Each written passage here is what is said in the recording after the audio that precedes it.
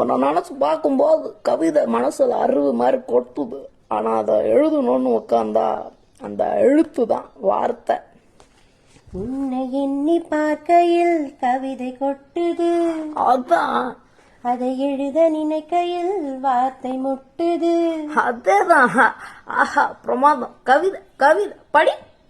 கண்மணி அன்போடு காதலன் நான் எழுதும் கடிதமே, பொன்மணி உன் வீட்டில் சௌக்கியமா நான் இங்கு சௌக்கியமே. உன்னை எண்ணி பார்க்கையில் கவிதை கொட்டுது, அதை எழுத நினைக்கையில் வார்த்தை முட்டுது. ஓஹோ கண்மணி அன்போடு காதலன் நான் எழுதும் கடிதமே. எனக்கு உண்டான காயம் அது தன்னால ஆறிடும்.